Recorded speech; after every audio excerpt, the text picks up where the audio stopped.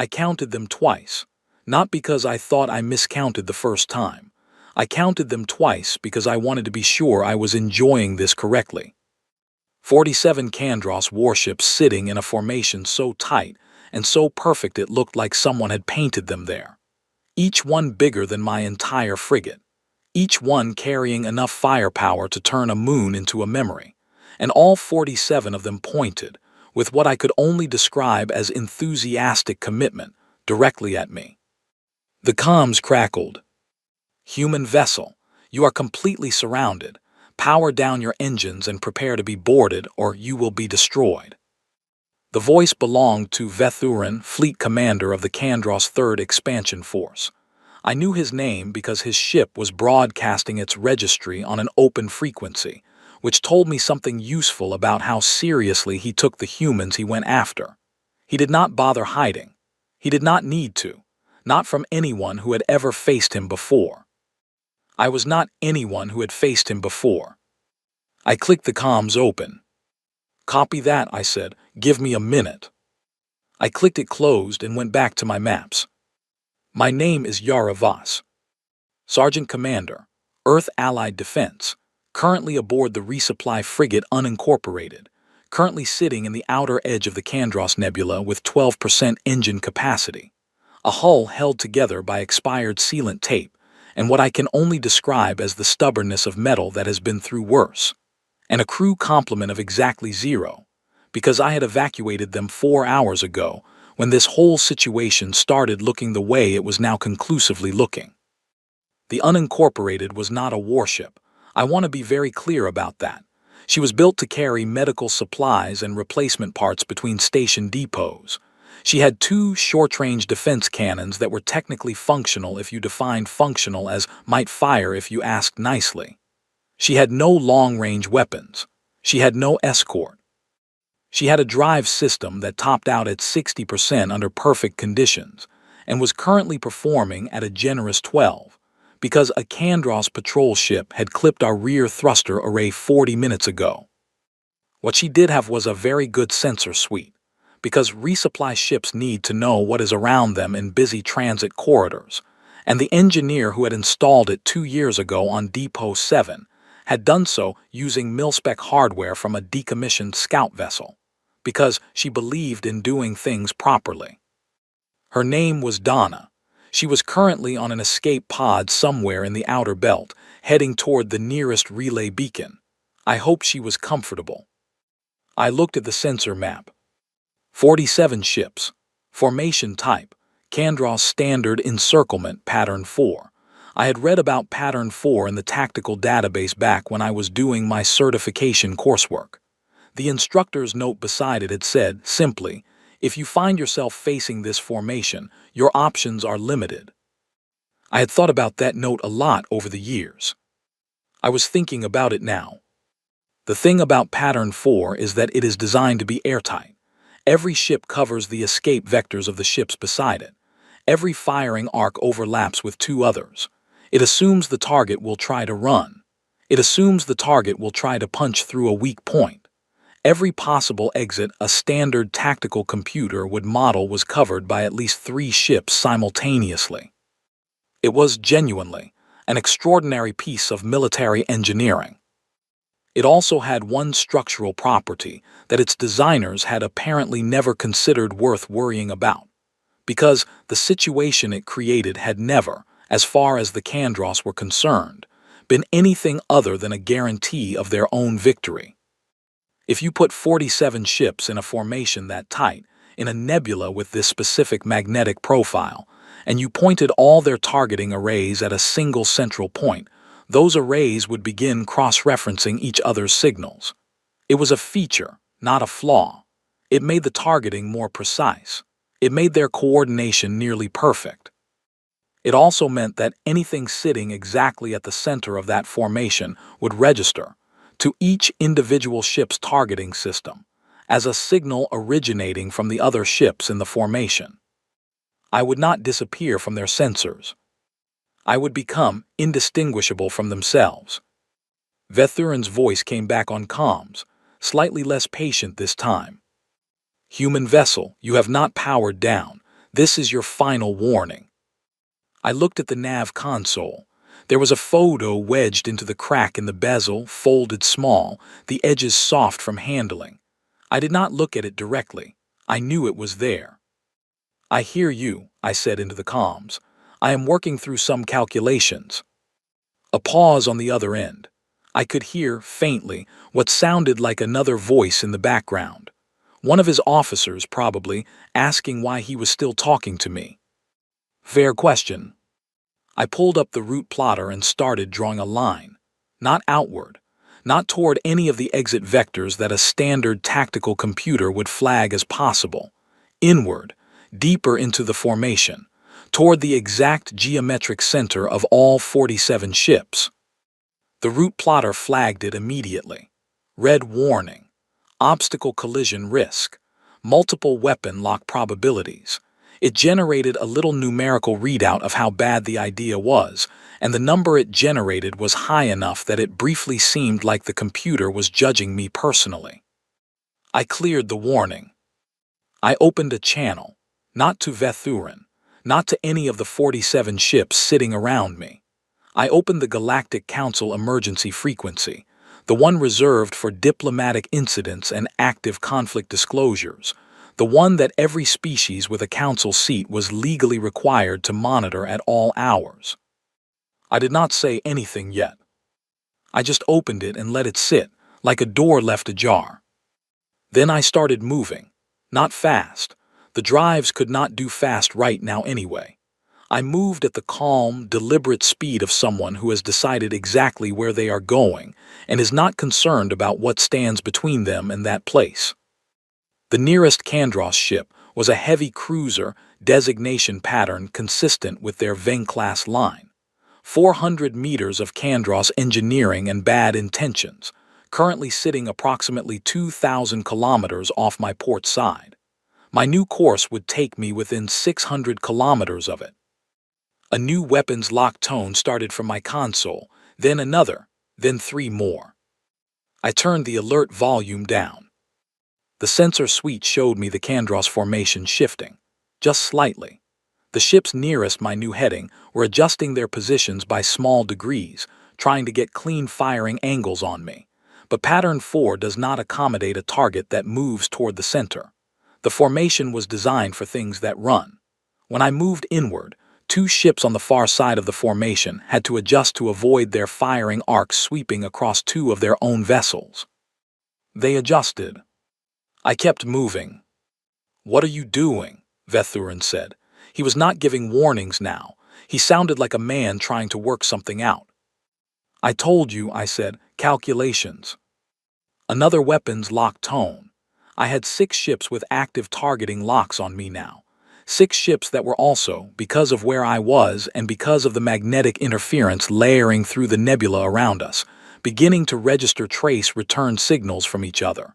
Ghost signatures. Friendly ships looking to their own systems, slightly like me. Nothing that would cause them to fire on each other. Not yet. Not unless I was sitting at the precise center, and I was not there yet. 2 minutes, maybe 3. Vethurin spoke again, and this time there was something underneath his voice that had not been there before. Not anger. Something closer to the particular quiet that comes before a very large decision. "Human, what is your exit strategy?" I looked at the cracked bezel. The folded photo I never looked at directly. "Working on it," I said. I kept the channel to the Galactic Council open and said nothing into it. Nothing yet. Just let 47 ships and every council monitor in range hear the sound of one human frigate moving, without apparent fear, toward the center of everything that was supposed to kill it. The weapons lock tones kept stacking. I turned the volume down a little more. The center of the formation was 90 seconds away. I had 11 minutes after that before any of this would need to work. I was not going to think about the 11 minutes after that. I looked at the route plotter. The line I had drawn went to the center and stopped. There was nothing drawn beyond it. The computer had not flagged this as a problem, because the computer assumed I would figure out the rest later. The computer and I were, for once, in complete agreement. 4 hours ago, I had been eating a protein bar in the unincorporated small galley and reviewing a manifest of replacement coolant units bound for Depot 12 when the proximity alert had gone off. Not the soft proximity alert, the one that sounds like someone being impolite. I had walked to the bridge still holding the protein bar and pulled up the sensor sweep, and the sensor sweep had shown me 2 Candros patrol ships running an intercept course. Not unusual in this region. The Candros had been aggressive in the outer transit corridors for 6 months, testing response times, pushing lines. Everyone knew it. Command knew it. The diplomatic corps knew it.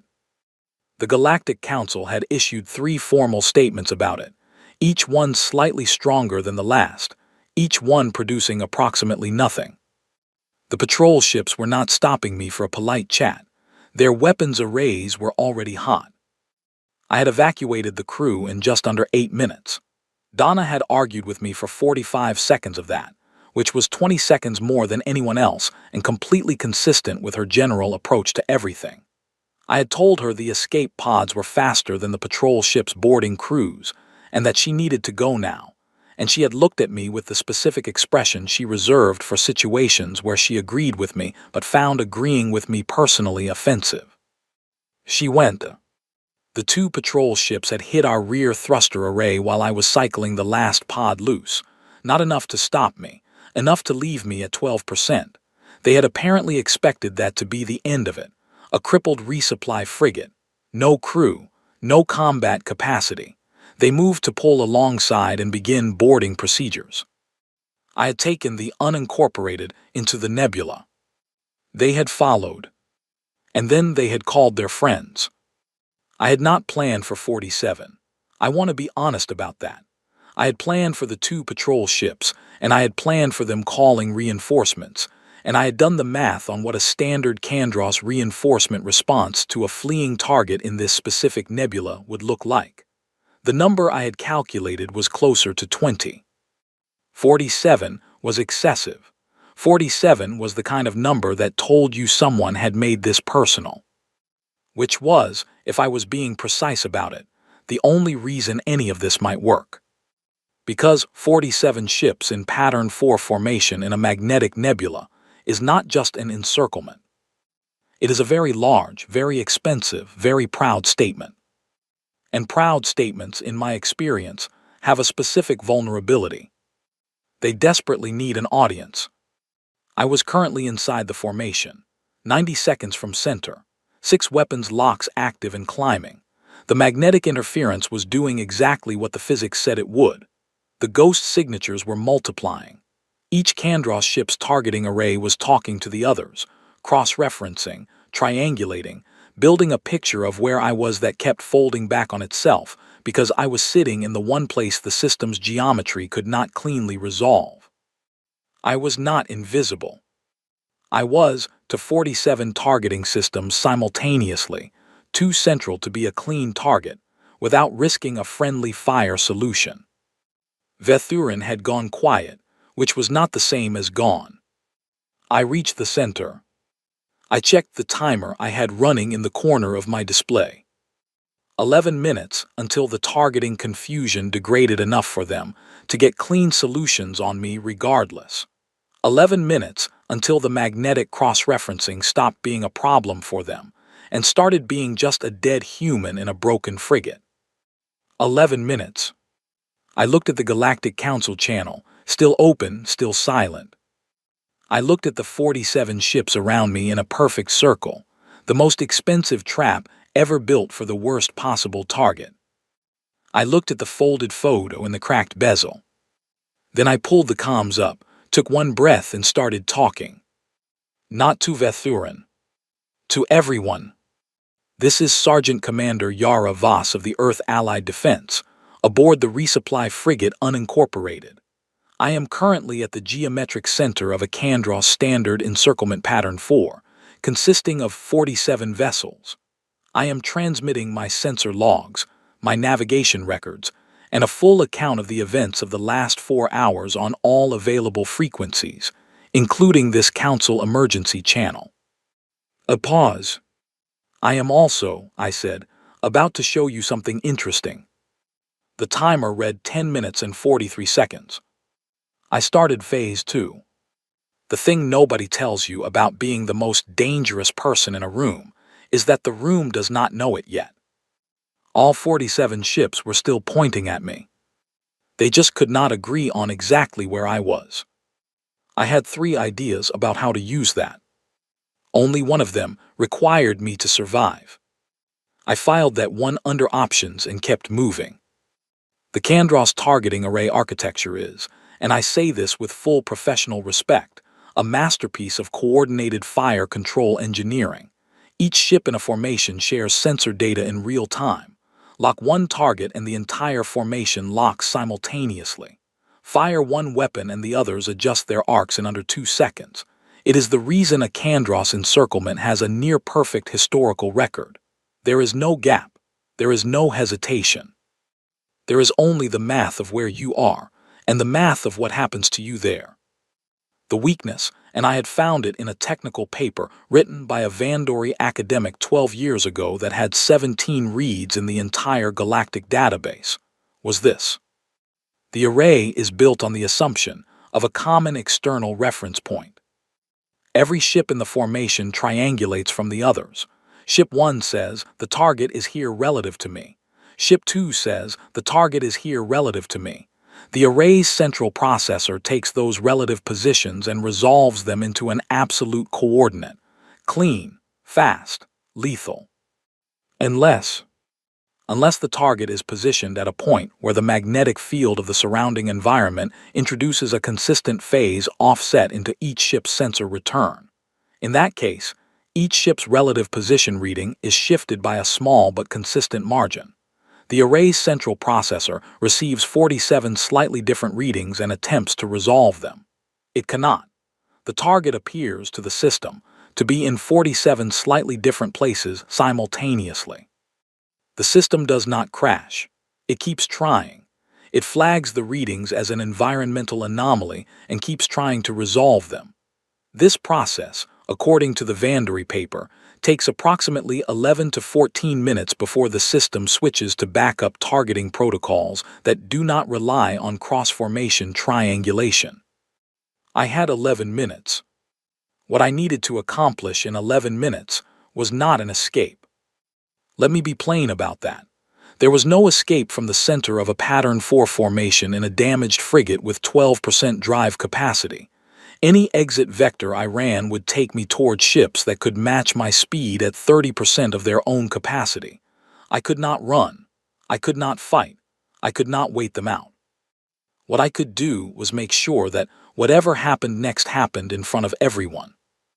The concil emergency channel was open. I had been speaking for 60 seconds. My sensor logs and navigation records were transmitting on a wideband frequency that every ship in the formation was receiving, along with every concil monitoring station within 12 light minutes. I kept talking. The Kandros fleet made first contact with the unincorporated at these coordinates 4 hours and 17 minutes ago. At that time, the unincorporated was traveling at standard transit speed on a registered resupply route, full manifest documentation on file, no military cargo, no weapons classified above standard defensive grade. Another tone. I was now holding 8 active targeting locks. The ghost signature problem was making each of those locks cycle between confidence levels, which meant none of them had yet authorized a firing solution. The system kept flagging environmental interference and asking for confirmation.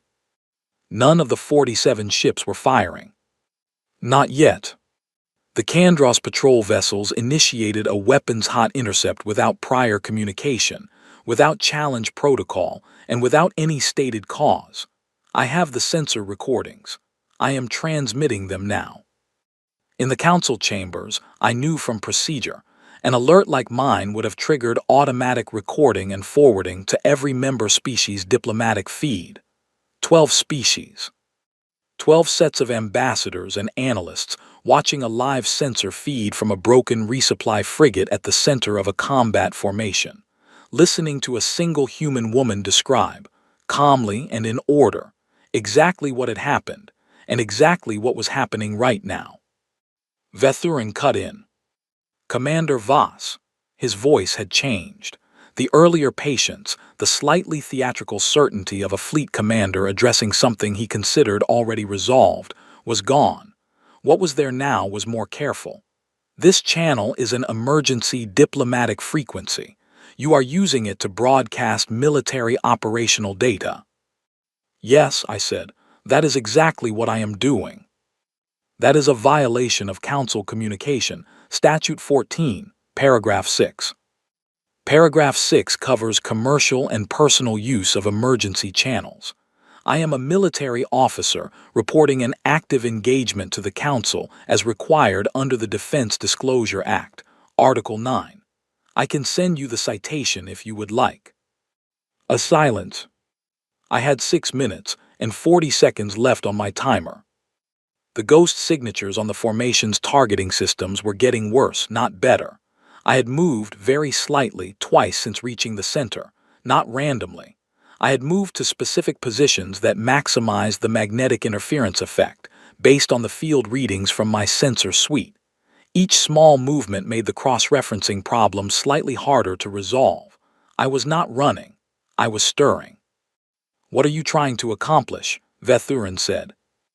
And here is the thing about that question. It was the right question.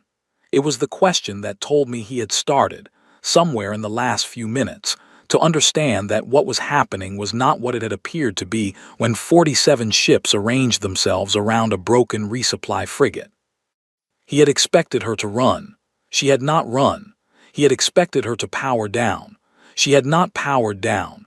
He had expected, at some point, something consistent with a target that knew it was losing. She was not doing any of those things. She was doing paperwork, out loud, in front of the galaxy. "I am filing an incident report," I said. "I am required by Earth Allied Defense Protocol to document all hostile engagements, and I am required by Council Treaty to report any engagement involving Council-adjacent territories to the appropriate diplomatic channels. I am doing both of those things simultaneously because I am efficient." A pause. Then from somewhere in the background of Vethurin's channel, the sound of a second voice. Then a third, not shouting, something worse. The low, urgent sound of people consulting each other quickly. I checked my sensor display. 3 ships on the far edge of the formation had adjusted their positions. Minor adjustments, half a degree each. But they were moving, and they were moving in a direction that was not consistent with tightening the encirclement. They were moving away from the angle that would put their own ships in the projected firing arc. They were starting to solve the same geometry problem I had already solved. They knew. Not all 47 of them. Not yet. But the flagship knew, and the flagship was talking to the ships nearest it, and in 30 seconds the understanding would spread through the formation like a fault line going. I had 4 minutes left on my timer. I did not need 4 minutes. I opened a second channel alongside the Council frequency. This one was the Kandros fleet's internal command band. I had cracked it during the first 2 hours in the nebula, using the sensor suite's signal analysis function and a decryption approach I had read about in a different paper by a different academic that had even fewer readers than the last one. I began transmitting on both channels simultaneously. "For the benefit of the Galactic Council monitors and the Kandros Fleet Command," I said, "I would like to explain what is currently happening to your targeting array." I explained it, all of it. The magnetic interference, the cross-referencing loop, the ghost signatures. I explained the geometry of why they could not get a clean firing solution on me. I explained the 11-minute window and the fact that we were now at 4 minutes remaining.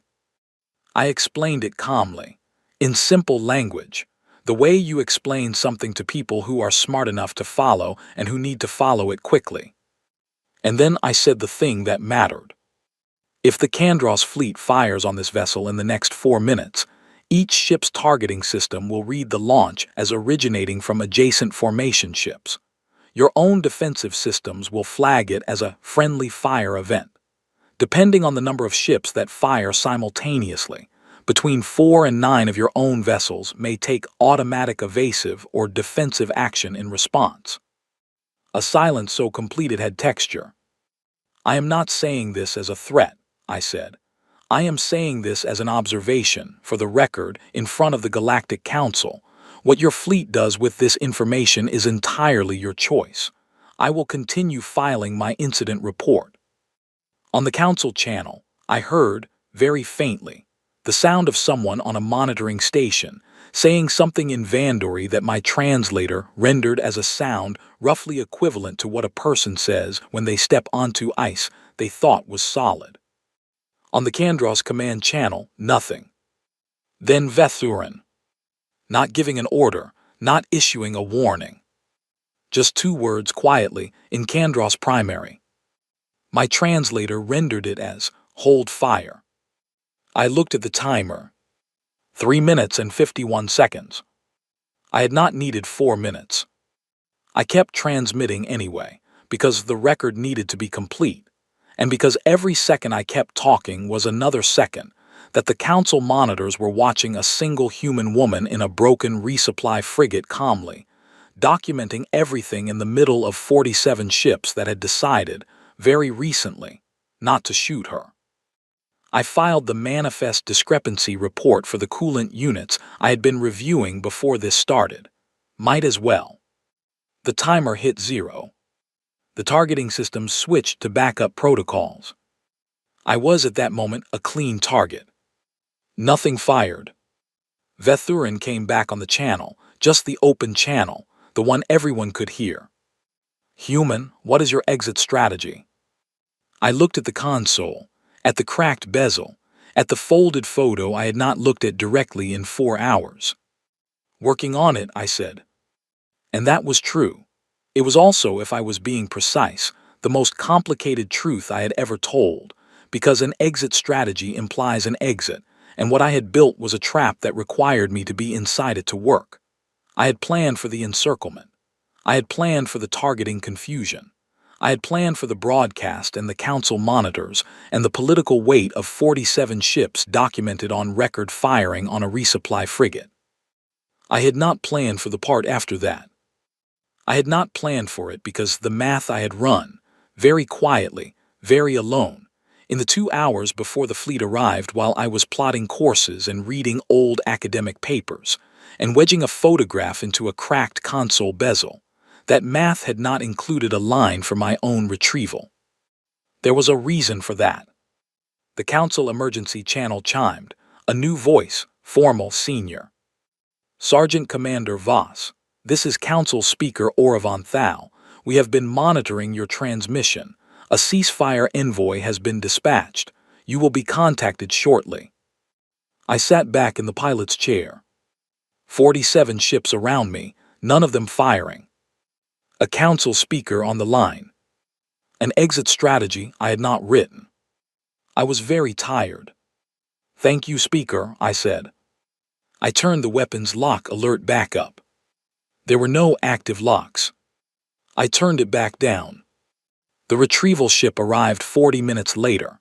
It was a Council diplomatic vessel, sleek and white and entirely too pristine for the neighborhood.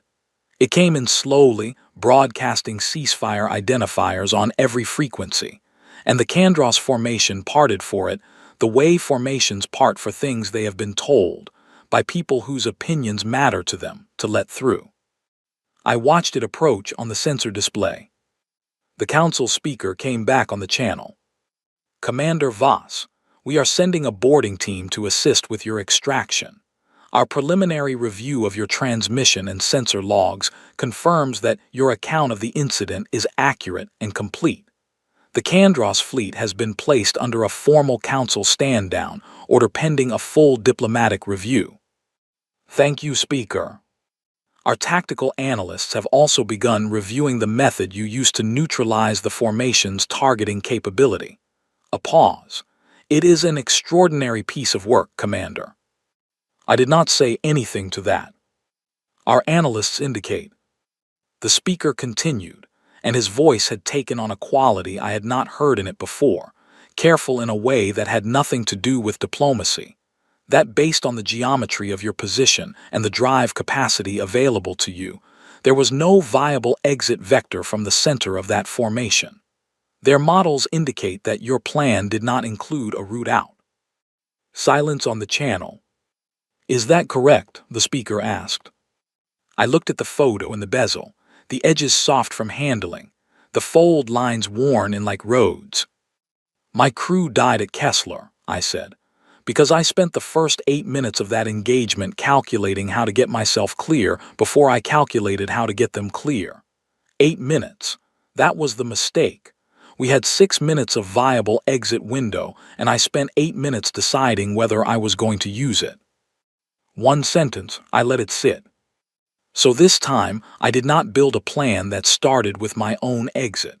I built a plan that started with what needed to work, and I let the rest of the math be whatever it was going to be. The council channel was quiet for a long moment. Then Oravanthal said, carefully, Commander, you are aware that what you are describing is not standard tactical doctrine. Yes, Speaker.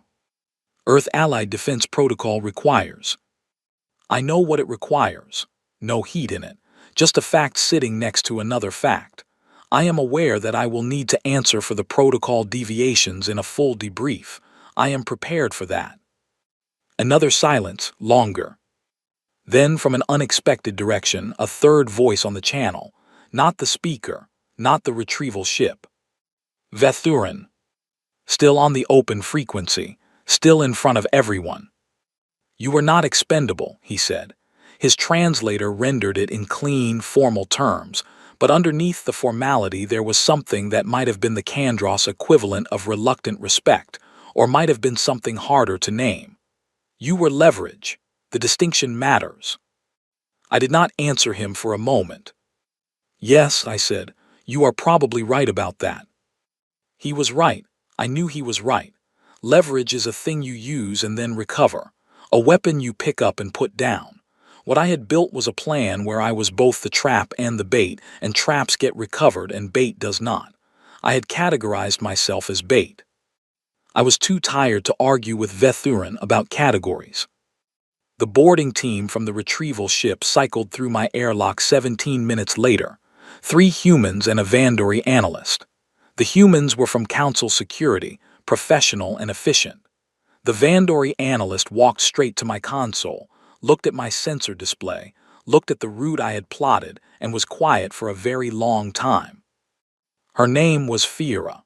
She had the look of someone who writes papers that get 17 reads and has made her peace with that.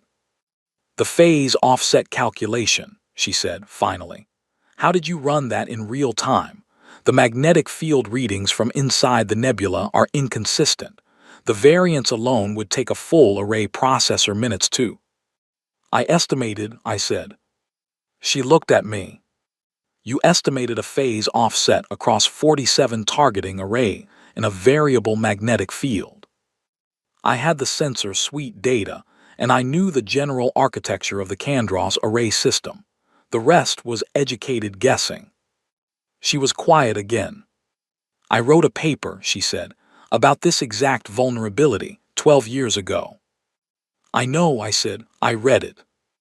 The silence that followed had a particular quality, the kind that happens when 2 people in a room know exactly which 17 reads that paper had, and who accounted for how many of them. She looked at the route plotted on my display again, the line that went to the center and stopped. There is nothing drawn past the center, she said. No. She did not ask why. She looked at the cracked bezel, at the photo wedged there. She was perceptive, Fiera. 17-read papers tend to get written by perceptive people.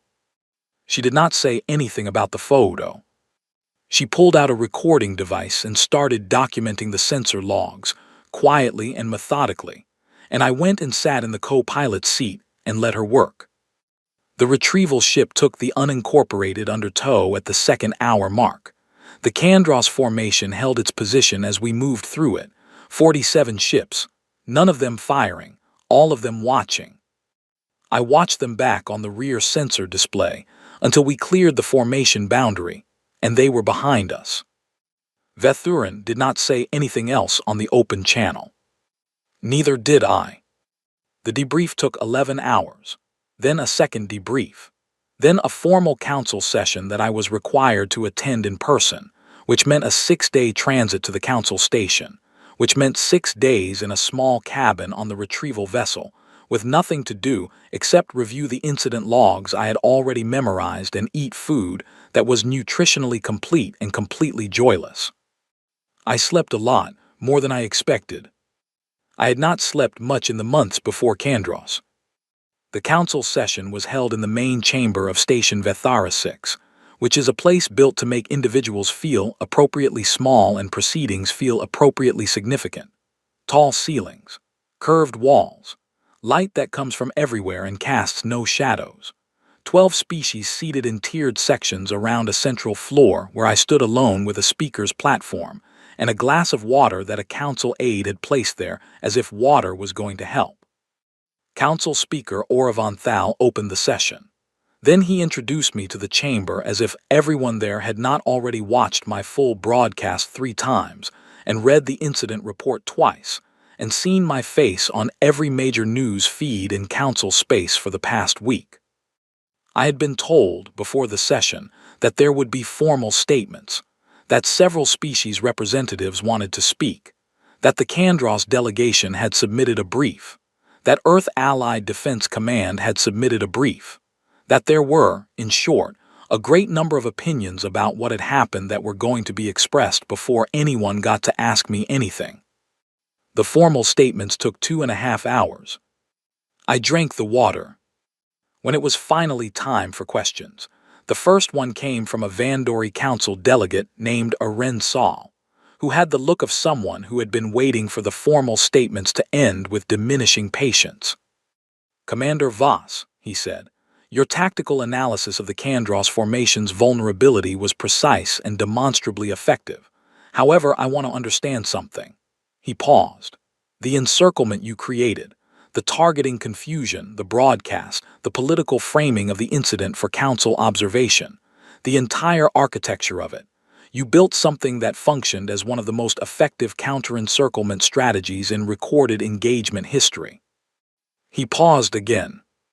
"You built it in a nebula, alone, in a damaged resupply ship, in approximately 4 hours, using publicly available academic research and a sensor suite from a decommissioned scout vessel." "Yes," I said. "Why?" I had been expecting harder questions than that. I had prepared for harder questions, protocol violations, risk assessment failures, the Kessler issue, which Command had definitely flagged and which I knew was coming. "Because it was what the situation required," I said. Arensal shook his head slightly. "That is not what I mean. I mean, why did you know how to do this? This is not standard training. This is not in any Earth Allied defense tactical curriculum. The Vandori paper that describes the targeting array vulnerability has 17 recorded reads in the Galactic academic database. Your approach required synthesizing that paper with real-time magnetic field data and a specific understanding of Kandros fleet communication architecture that is not publicly documented." I looked at him. "I read a lot," I said. A sound went through the chamber, not laughter exactly, something adjacent to it. Arensal sat back. The Kandros delegate, a senior official named Thavron who had been sitting with careful stillness through the entire session, spoke next. His voice was measured and formal, and the formal quality of it had the texture of something that had been decided before he came into the room. "The Kandros Directorate," he said, "does not contest Commander Voss's account of the engagement. We have reviewed the sensor logs and the transmission record. The patrol vessels acted outside their authorized operational parameters. This will be addressed through internal process." A pause. "We also acknowledge," he said more slowly, "that the situation at the center of the formation, as Commander Voss described it, was accurately assessed. Our fleet commander's decision to issue a hold fire order was correct given the targeting system's status at that moment." Another pause. The Candros Directorate will be withdrawing its current council seat application for review and resubmission at a future date. The chamber was quiet. That was the political consequence I had built the whole thing to create, not the engagement, not the targeting trick. This moment, right here, this formal statement in a council chamber on the record in front of 12 species. The Candros had been pushing for a council seat for 3 years. The seat would have given them formal neutrality protections that would have significantly complicated Earth-allied defense's ability to respond to exactly the kind of corridor aggression that had started this whole chain of events. The withdrawal of that application was not a dramatic military victory. There would be no celebration in the mess halls and no medals ceremony, and no version of this that ended up in a tactical training film. It was a diplomatic consequence, quiet and permanent and exactly what it needed to be. Oravan Thal looked at me from the speaker's position. "Commander Voss," he said, "this council would like to formally acknowledge the extraordinary circumstances of your actions and the outcome they produced." "Thank you, Speaker. We would also like to understand," he said carefully, "your assessment of the risk to yourself." I had known this was coming too. "I assessed the risk," I said. And I proceeded. Oravan Thal was quiet for a moment. When he spoke again, the formal register had softened by a fraction. "Our analysts determined that your plan did not include a viable extraction route, that you were, by the geometry of what you built, at the center of something you could not get out of under your own power." "Yes." "Was that intentional?" I thought about Donna in the escape pod. I thought about the 6 minutes at Kessler that I had spent on the wrong calculation. I thought about the photo in the cracked bezel, which was currently in my jacket pocket because I was not leaving it on a ship being towed somewhere, and which I had not looked at directly in now, approximately 11 days. "The plan required me to be at the center," I said. Whether I could get out from the center was a separate question. I focused on the plan. Oravan Thal nodded slowly. "The Council," he said, "would like to formally request that in future engagements, Sergeant Commander Voss include her own survival as a variable in her operational planning." It was, as formal requests go, the gentlest one I had ever received. "I will note the request, Speaker," I said. "We are also," he said, "authorizing the classification of your engagement method in the Council Military Codex as a formally documented tactical approach. Our analysts have proposed a designation." He looked at a document in front of him. "The Voss encirclement," he said. I looked at him. "That is a terrible name," I said. "It is the name the analysts proposed. It is named after me, and I am asking you to reconsider." "The record will note your objection," Oravan Thal said, and the absolutely minimal shift in his expression told me everything I needed to know about how much good my objection was going to do. The session continued for another hour.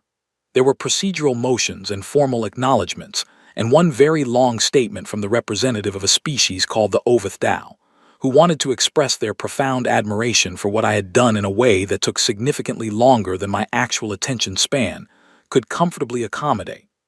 I stood at the speaker's platform and listened and drank a second glass of water that another aide had quietly replaced while I was not paying attention. Afterward, in the corridor outside the chamber, Fira found me.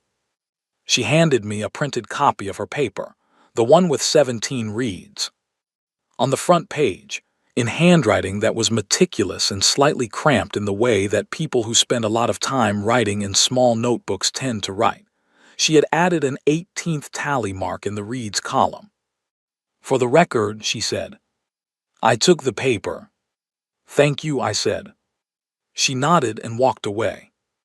I stood in the corridor of Station Vethara 6 and looked at the tally mark for a moment. Then I folded the paper and put it in my jacket pocket, next to the photo.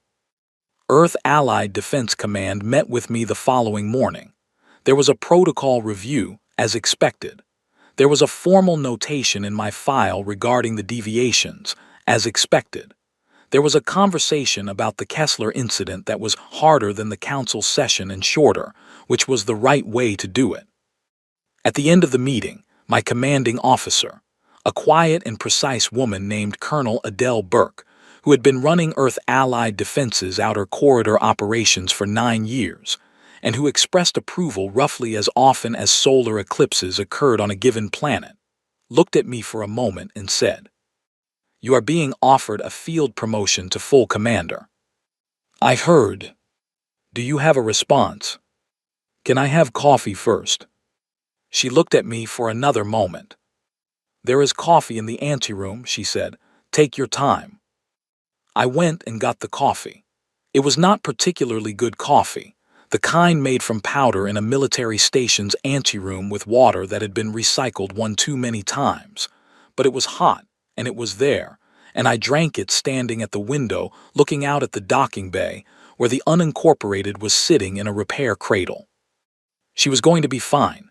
New thruster array, hull patches, a new console on the bridge that would be clean and uncracked and would have exactly no photograph wedged into the bezel. I was going to fix that last part personally. The Voss encirclement, still a terrible name. I was going to be hearing it for the rest of my career. I finished the coffee. I thought about 47 ships pointing at me and deciding, one by one, that they could not cleanly resolve where I was. I thought about the line on the route plotter that went to the center and stopped. I thought about Donna in the escape pod, making the face she made when she agreed with me, and found it personally offensive. I took the photo out of my pocket. I looked at it directly. 6 faces, messy and grinning in the way people grin when someone tells them to hold still for a photo and they are constitutionally incapable of holding still. I put it back. I went back into the meeting room and accepted the promotion. 3 weeks later, I was back on the unincorporated with a new crew and a new mission brief, and a console that had a clean bezel, which I fixed on the first day by pressing the corner until it cracked in just the right place and wedging the photo in where it belonged. The new crew watched me do this without comment, which told me they had read the mission file. Smart people. I opened the engine diagnostic, reviewed the new thruster specs, pulled up the first waypoint on the mission route, and opened a log channel out of habit. "This is Commander Yara Voss," I said, "aboard the unincorporated, currently en route to Depot 12 with a manifest of replacement coolant units." A pause. "I am not surrounded at this time." I looked at the sensor display. Clean and quiet. Nothing but transit lanes and stars and the long, ordinary distance between here and there. "Working on it," I said. I closed the log and started the drives. 47 ships. And I was the dangerous one. Mother of Detroit, I still think about that sometimes.